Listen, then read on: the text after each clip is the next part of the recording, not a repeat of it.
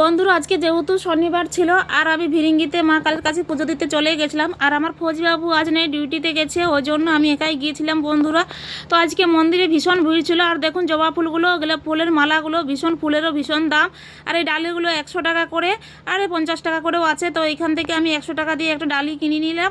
আর এই দেখুন বন্ধুরা, আমি বাইরে দাঁড়িয়েছিলাম অনেকক্ষণ, না এখন লাইন দিতে হচ্ছে, মানে আজকে অনেক ভিড় আজকে, কারণ শনিবার ছিল।